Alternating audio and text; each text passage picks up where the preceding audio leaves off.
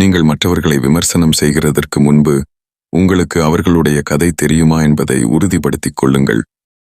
நீங்கள் உங்கள் பழைய வீட்டை விற்கிறதற்கு முன்பு உங்களால் மறுபடியும் புதிய வீட்டை வாங்க முடியுமா என்பதை உறுதிப்படுத்திக் கொள்ளுங்கள்.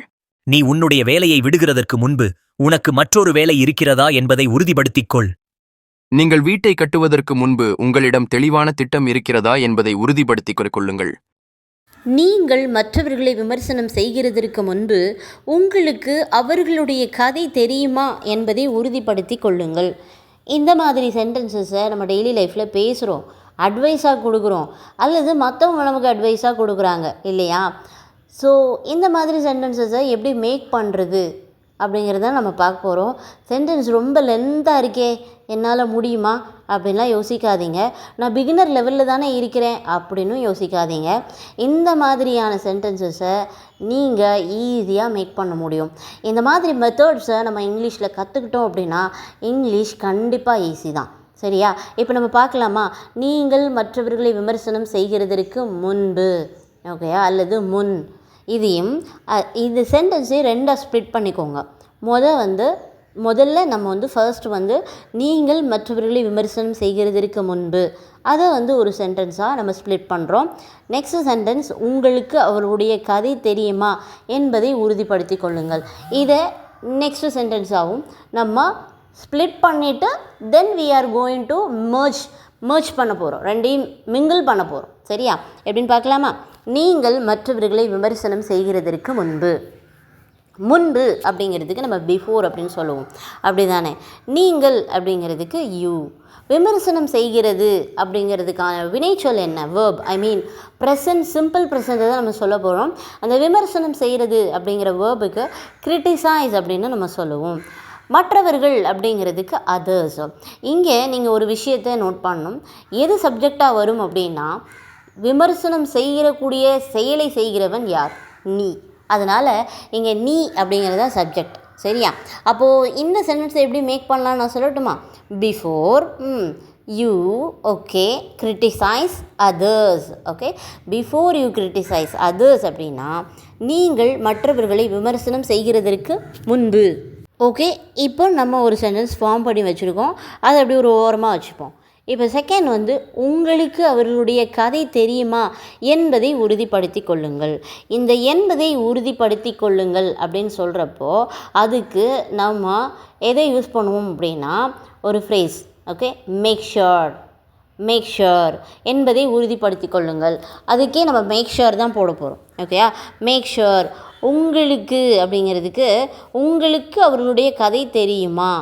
ஓகே, இதில் நீங்கள் உங்களுக்கு அவர்கள் கதை தெரியும் அப்படிங்கிறத மட்டும்தான் சொல்ல போகிறீங்க.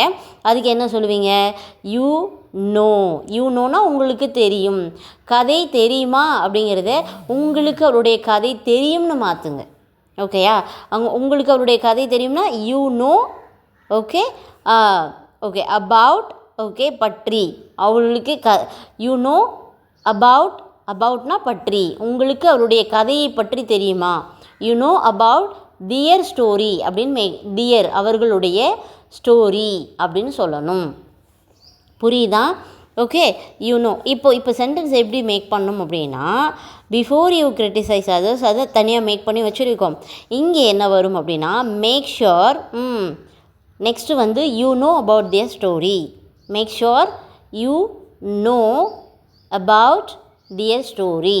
இப்போது இந்த ரெண்டு சென்டென்ஸையும் நீங்கள் ஈஸியாக மிங்கிள் பண்ணால் எப்படி வரும் சென்டென்ஸ் அப்படின்னா before you criticize others make sure you know about their story. அவ்வளோதான்.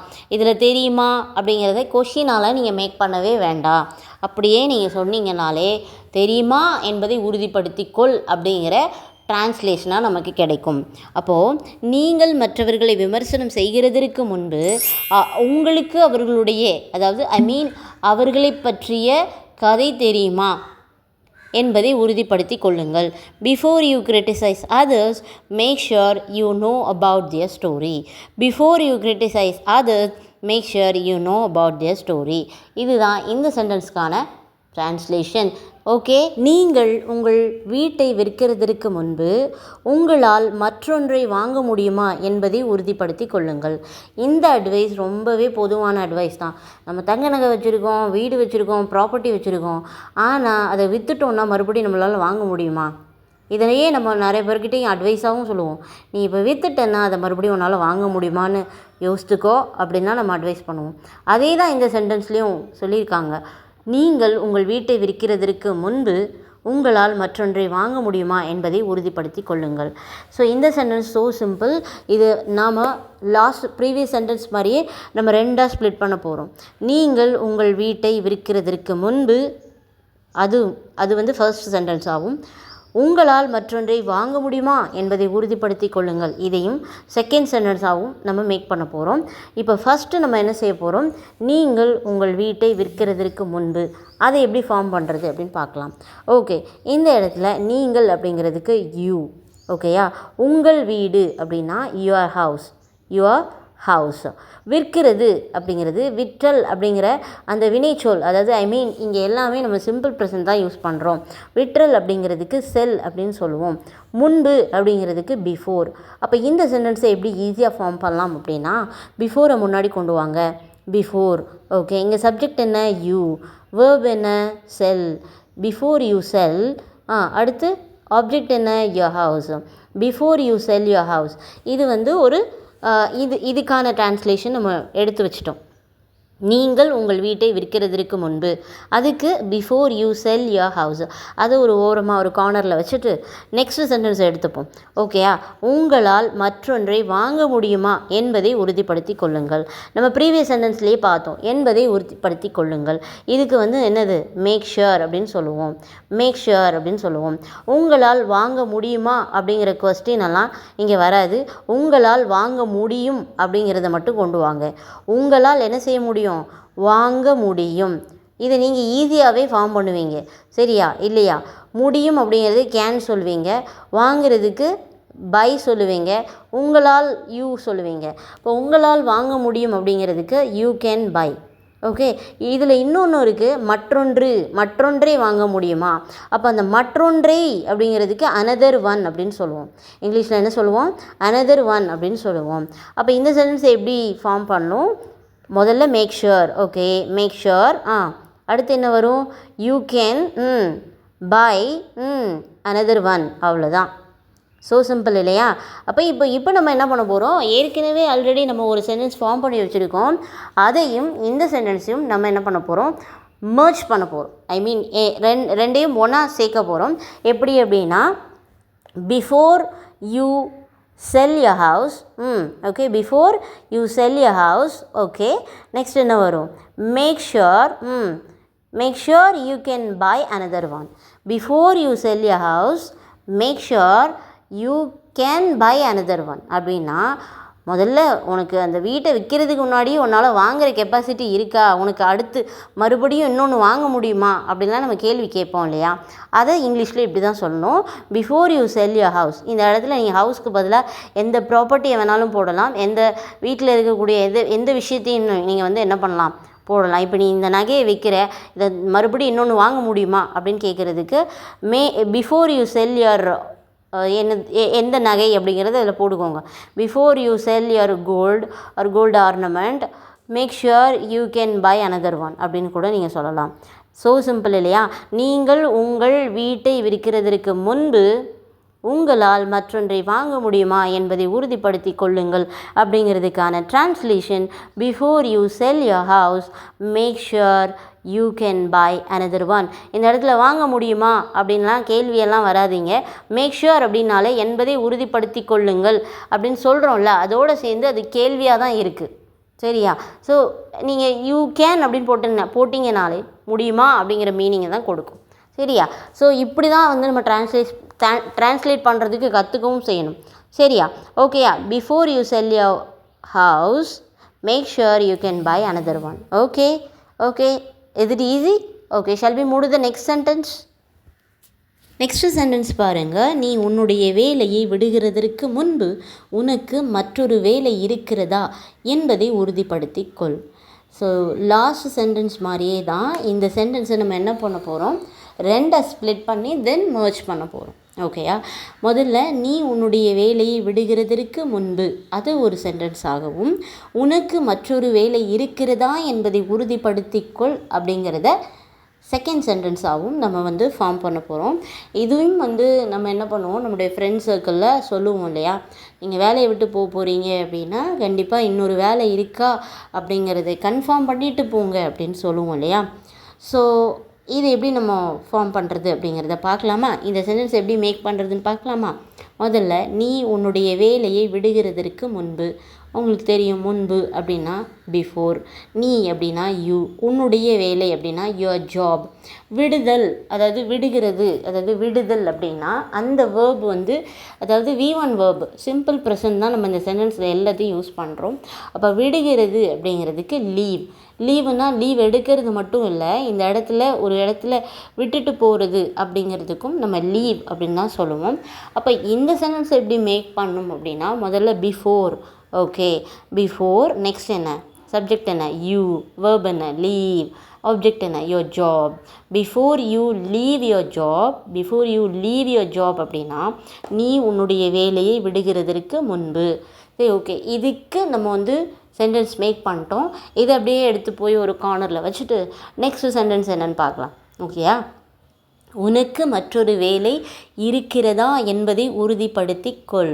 ஓகே, நம்ம என்பதை உறுதிப்படுத்திக் கொள் அப்படிங்கிறதுக்கு பார்த்தோம் மேக் ஷுர்.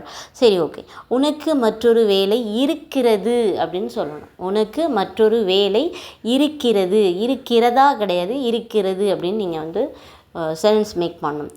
உனக்கு அப்படின்னா யூ, இருக்கு அப்படின்னா ஹேவ். ஓகேயா? இருக்கிறது யூ ஹாவ்.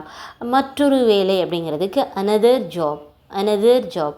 அப்போது சென்டென்ஸ் எப்படி வரும், நம்ம என்பதை உறுதிப்படுத்தி கொள்ளுக்கு மேக் ஷுர் யூஸ் பண்ணோம். மற்றொரு வேலை இருக்கிறது அப்படிங்கிறதுக்கு யூ ஹாவ் அனதர் ஜாப். அப்போது இந்த சென்டென்ஸ் எப்படி வரும், உனக்கு மற்றொரு வேலை இருக்கிறதா என்பதை உறுதிப்படுத்திக்கொள் அப்படிங்கிறதுக்கு make sure you have another job. இப்போது நம்ம என்ன பண்ண போகிறோம், ரெண்டு சென்டென்ஸையும் ஒன்றா merge பண்ண போகிறோம். ஓகேயா? எப்படி வரும், before you leave your job. Okay, next என்ன, make sure you have another job. Okay, before you leave your job make sure you have another job. நீ உன்னுடைய வேலையை விடுகிறதற்கு முன்பு உனக்கு மற்றொரு வேலை இருக்கிறதா என்பதை உறுதிப்படுத்திக் கொள் அப்படிங்கிறதுக்கு ஆன translation before you leave your job make sure you have another job. So okay, before you leave your job make sure you have another job. Okay, got it? புரியுதா? Understand? Shall we move to the next sentence? Next sentence பாருங்கள். நீங்கள் உங்கள் வீட்டை கட்டுகிறதற்கு முன்பு உங்களிடம் ஒரு தெளிவான திட்டம் இருக்கிறதா என்பதை உறுதிப்படுத்தி கொள்ளுங்கள்.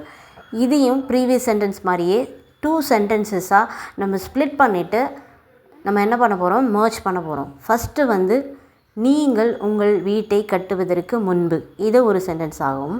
உங்களிடம் தெளிவான ஒரு திட்டம் இருக்கிறதா என்பதை உறுதிப்படுத்தி கொள்ளுங்கள். அதை செகண்ட் சென்டென்ஸாகவும் நம்ம மேக் பண்ண போகிறோம். இப்போ நீங்கள் உங்கள் வீட்டை கட்டுகிறதற்கு முன்பு இதை எப்படி சென்டென்ஸாக மேக் பண்ணுறதுன்னு பார்க்கலாம். நீங்கள் அப்படிங்கிறதுக்கு யூ, உங்கள் வீடு அப்படிங்கிறதுக்கு யுவர் ஹவுஸ், முன்பு அப்படிங்கிறதுக்கு உங்களுக்கு தெரியும் பிஃபோர். கட்டுவதற்கு அதாவது கட்டுதல் அப்படிங்கிற வேர்பை மட்டும் கொண்டு வாங்க. கட்டுறதுக்கான வேர்ப் V1 ஃபார்ம் என்ன, பில்டு. ஓகேயா? அப்போ சென்டென்ஸ் எப்படி வரும், before you build your house. before you build your house அப்படின்னா நீங்கள் உங்கள் வீட்டை கட்டுவதற்கு முன்பு அப்படிங்கிறதுக்கான translation before you build your house. இந்த சென்டென்ஸை நம்ம மேக் பண்ணிட்டோம். இதை அப்படியே எடுத்து ஒரு கார்னரில் வச்சுட்டு நெக்ஸ்ட் சென்டென்ஸ் பார்க்கலாமா? உங்களிடம் தெளிவான ஒரு திட்டம் இருக்கிறதா என்பதை உறுதிப்படுத்தி கொள்ளுங்கள். இதை நம்ம செகண்ட் சென்டென்ஸாக மேக் பண்ண போகிறோம். என்பதை உறுதிப்படுத்தி கொள்ளுங்கள், இது உங்களுக்கு தெரியும், மேக் ஷுர். நெக்ஸ்ட் என்ன, உங்களிடம் ஒரு தெளிவான திட்டம் இருக்கிறதுன்னு மாற்றுங்க, இருக்கிறதா அல்ல. உங்களிடம் ஒரு தெளிவான திட்டம் இருக்கிறது. உங்களிடம் அப்படிங்கிறதுக்கு யூ தான், ஓகேயா. இருக்கிறது அப்படிங்கிறதுக்கு ஹாவ், ஓகேயா. இந்த இடத்துல ஒரு தெளிவான திட்டம் அப்படிங்கிறதுக்கு அ கிளியர் பிளான், அ கிளியர் பிளான் அப்படின்னு நீங்கள் சொல்லணும், ஓகே. ஒரு தெளிவான திட்டம் அப்படிங்கிறதுக்கு அ கிளியர் பிளான். அப்போ இந்த சென்டென்ஸ் எப்படி வரும்? You have a clear plan. You have a clear plan அப்படின்னா உங்களிடம் ஒரு தெளிவான திட்டம் இருக்கிறது. அப்போ உங்களிடம் ஒரு தெளிவான திட்டம் இருக்கிறதா என்பதை உறுதிப்படுத்தி கொள்ளுங்கள் அப்படிங்கிறதுக்கான translation make sure you have a clear plan. Make sure you have a clear plan. இப்போது இந்த ரெண்டு சென்டென்ஸையும் நம்ம வந்து என்ன பண்ண போகிறோம்? மர்ஜ் பண்ண போகிறோம். அப்போ என்ன வரும்? Before you build a house, okay, make sure you have a clear plan. Before you build a house, make sure you have a clear plan அப்படின்னா நீங்கள் உங்கள் வீட்டை கட்டுவதற்கு முன்பு அல்லது கட்டுகிறதற்கு முன்பு உங்களிடம் தெளிவான ஒரு திட்டம் இருக்கிறதா என்பதை உறுதிப்படுத்தி கொள்ளுங்கள். நீங்கள் உங்கள் வீட்டை கட்டுவதற்கு முன்பு உங்களிடம் தெளிவான ஒரு திட்டம் இருக்கிறதா என்பதை உறுதிப்படுத்தி கொள்ளுங்கள் என்பதற்கான translation before you build a house, make sure you have a clear plan. Before you build a house, make sure you have a clear plan. This is the time for your homework and this is a homework for you all.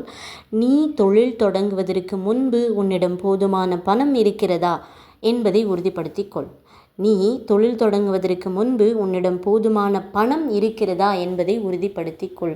இது உங்களுக்கான homework and இன்றைக்கி உங்களுக்கு வந்து இது நல்லாவே கிளியராக புரிஞ்சிருக்கும் அப்படிங்கிறதுனால நான் வந்து உங்களுக்கு இதை ஹோம்ஒர்க்காக கொடுக்குறேன். Same pattern and give your answers in the comment section. Drop your comments in the comment section and I am eagerly waiting for all your comments and tell me how is the lesson today. I am really sorry for not uploading any video for a week because I was not feeling well, but hereafter I will upload frequently, often, and I want to keep in touch with you all, okay, and we will catch up in the next class. Until then, take care, bye bye.